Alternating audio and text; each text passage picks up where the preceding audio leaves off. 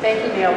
Our next speaker is Mr. Chad Padgett. He is with the Indiana Chapter of Law Enforcement Against Prohibition, also known as LEAP, which is an organization of mostly retired law enforcement officials and judges who believe that the war on drugs is a failure. So here's Chad Padgett for you.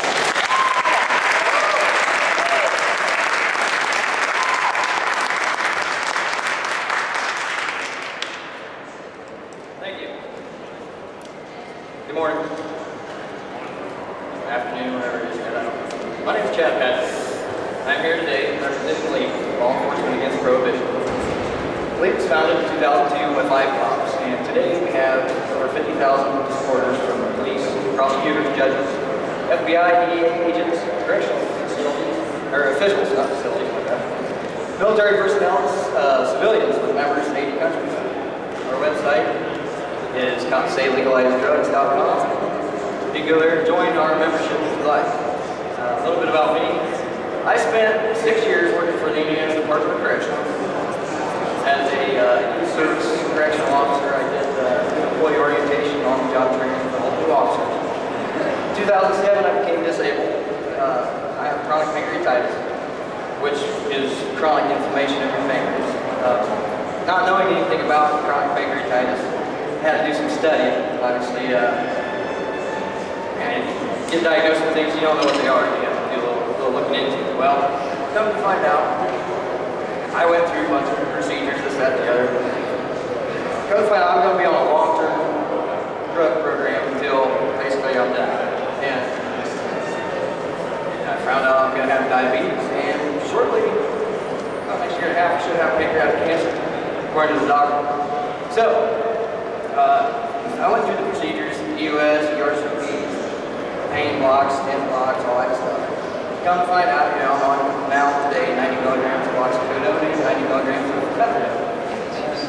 As you don't know, methadone and oxycodone are man-made FDA approved synthetic heroin and pill forms. Side effects are horrible. Memory loss is my worst one. That's why I read my speeches anymore.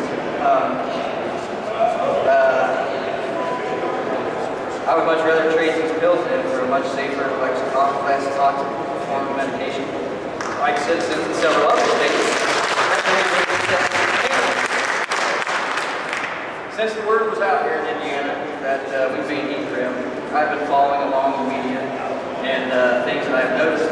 Besides the amount of gunshot victims that are in Indianapolis daily, some people are concerned with the gateway drug, of course. The ones that are concerned about that having to report over there is debunked. We're not even going to get into it. But I'm also concerned about everybody saying, what about the kids? Well, most drug-related violence is not from drug use or it's from drug prohibition. This was true back when Al Capone was around, and it is true as well today. Killings and violence in many U.S. cities are not from marijuana use or other drug use, but because prohibition makes the profits of the plant more than gold, and people willing to kill each other over those profits. The drug war is a complete failure when it comes to keeping people from using drugs. Arresting our youth will often cause more damage than the drug itself. Teens need honest drug education, and safety should be #1 priority. We have dramatically reduced smoking without tobacco prohibition and without one arrest. More on that here in a minute. Since the drug war causes so many problems, it hasn't proven very effective in achieving its stated goals. We should move toward a system of legalized regulation which can control the drug market and dictate limited resources to keeping people safe and healthy.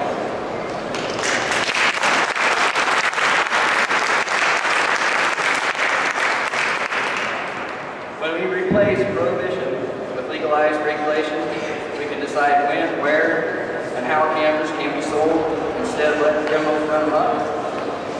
We can ensure that cannabis is tested and labeled and that its users have access to information about treatment programs. When we move the market above ground, we can enact age controls and better keep teens from Montana. After Prohibition is ended, law enforcement can focus on stopping and solving violent crimes instead of being distracted by having to chase and punish cannabis. Thanks to the war on drugs, illicit drugs are sold in every high school in the United States. According to Monitoring the Future, the largest study ever done on attitudes of our high school and junior high report it is easier to buy marijuana than it is to buy cigarettes or beer. And it is because drug dealers do not ask for ID.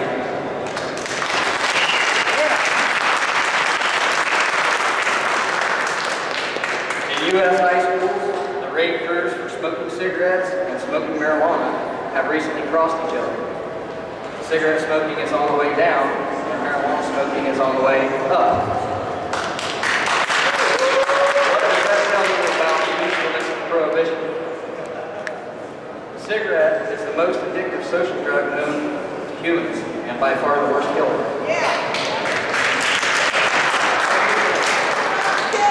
The nicotine in cigarettes is far more addictive than heroin, and still, every year, 430,000 people die in the U.S.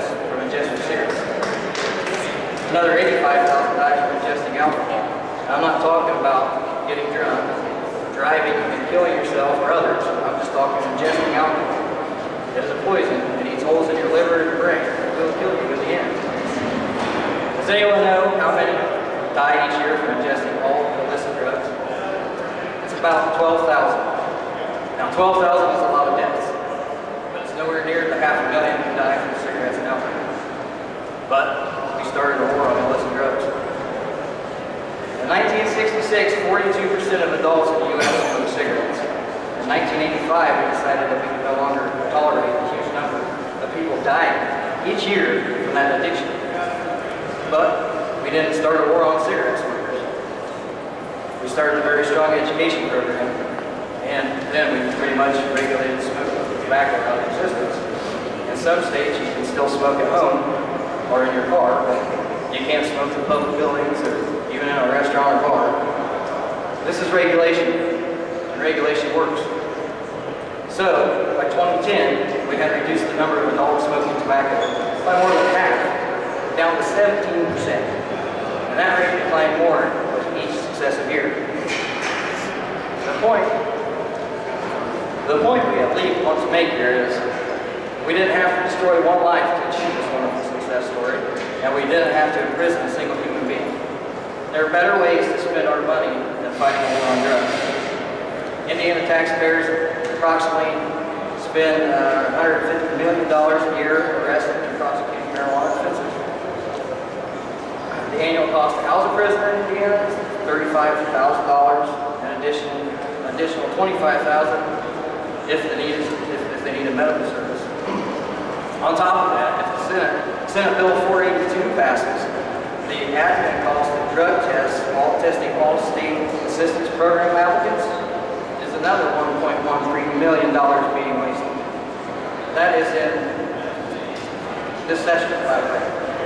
We could use that money for schools, roads, treatment programs, etc. See that? All that money could be used for everything better.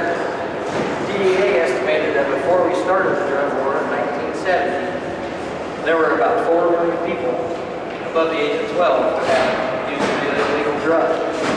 That was 2% of that population. Today, the DEA tells us there are 112 million people above the age of 12 who have used an illegal drug. That is 46% of this population, a problem 23 times greater than 43 years ago.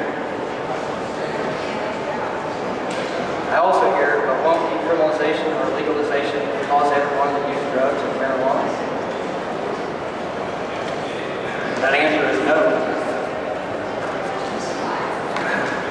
If you take a look at the Netherlands, for instance, the rate of marijuana use among 10th graders is 28%, while marijuana use amongst 10th graders in the United States is 41%. The per capita use of marijuana in the U.S. is twice that what it is in Holland. The use of hard drugs in the U.S. is 4 times what it is in Holland, and the murder rate in the U.S. is 4 times what it is in Holland. They must be doing something right. The only other thing the Decriminalization will not help the violence. To stop the violence, we must legalize and regulate all drugs. I say we give Senate Bill 580 a hearing. What do you say?